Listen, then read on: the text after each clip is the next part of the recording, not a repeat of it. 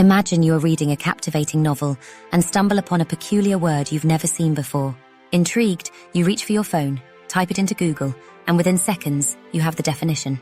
Satisfied, you return to your book, only to find that days later, the same word appears, and its meaning eludes you. You're compelled to look it up once again. This scenario encapsulates the Google effect, a phenomenon that describes our increasing reliance on the internet as a convenient memory repository. The sheer ease of Googling it means we often fail to retain what we learn. Content with the knowledge that the information is always just a click away. This behavior has become so ingrained in modern culture that in 2006, Google earned its place in the Oxford English Dictionary as a verb, a testament to its ubiquity in modern life. The Google effect extends far beyond our use of search engines. It colors the ways we interact with nearly all digital information. Consider your closest friends or family members. Can you recite their phone numbers by heart? Likely not, because your phone holds that data for you. This reliance on technology has reshaped our relationship with memory, affecting not only what we retain, but also how deeply we engage with knowledge. While the internet opens doors to a seemingly infinite pool of information, it simultaneously narrows the depth of our engagement. Information we access but fail to commit to memory slips through our mental grasp, leaving us with a superficial understanding of the world around us. For some, this phenomenon might appear to signify a modern, tech-savvy adaptation, but there is little evidence to suggest that our reliance on Google has made us more skilled researchers. On the contrary, our digital habits often prevent us from critically evaluating the validity of the information we find.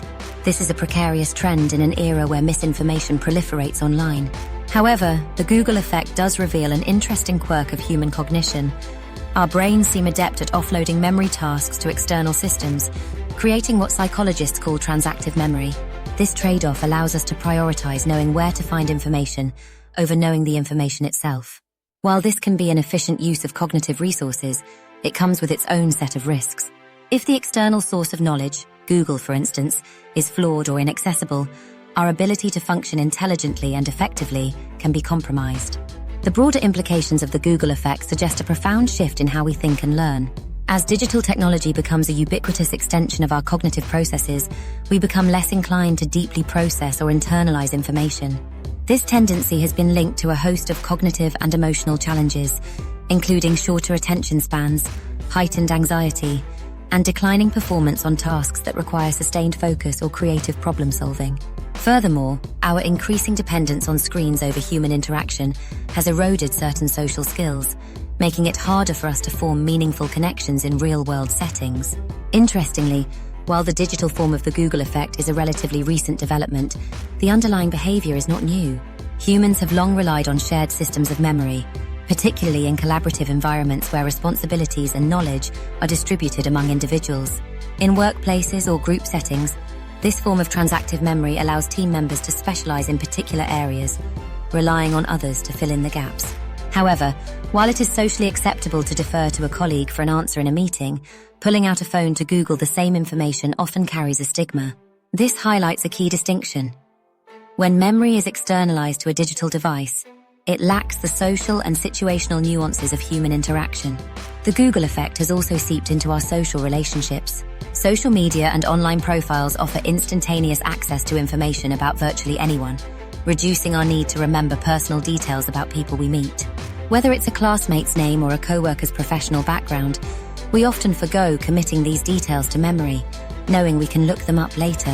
While this reliance on digital tools can streamline our interactions, it risks undermining the authenticity and depth of our connections.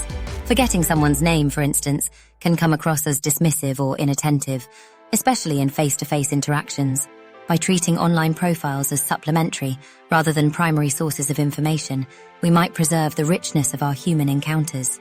At its core, the Google effect arises from the sheer volume of information we encounter daily. Our brains, bombarded with new data, are forced to prioritize what to retain. This prioritization is not inherently a flaw. In fact, some anthropologists argue that it reflects an evolved efficiency. The ability to remember where to find information, rather than the information itself, can often be more practical. Today, Google and similar technologies serve as our virtual libraries, but this convenience can lead to overdependence. This dependency becomes problematic when we assume perpetual access to our digital aids. Imagine one night, you lose your phone and find yourself unable to navigate home without Google Maps. A payphone offers a potential solution, but you realize you don't know your parents' or a taxi service's number by heart. Your reliance on digital tools has left you vulnerable in a moment of need, underscoring the importance of storing essential information in our minds, not just on our devices. While completely avoiding the Google effect is unrealistic in our digital age, awareness of its influence can help us mitigate its impact. By diversifying our sources of information, we can reduce our dependence on search engines. Reading books, taking handwritten notes, and engaging with physical resources can strengthen our memory and deepen our understanding. Additionally, when faced with a memory lapse, resisting the urge to immediately turn to Google can be a valuable exercise in cognitive recall. Reconstructing details based on context or situational clues can reinforce neural pathways, making the information more accessible in the future. Ultimately, the Google effect serves as a double-edged sword. On one side, it enables us to harness the vast resources of the digital world, freeing our minds for creative and analytical pursuits. On the other, it tempts us to relinquish the effort required for deep learning and meaningful engagement. By striking a balance, embracing technology's benefits without succumbing to its pitfalls, we can navigate the challenges of the digital age while preserving the richness of our cognitive and social lives. If you like this video, you'll like this one too. Don't forget to like, share, and subscribe.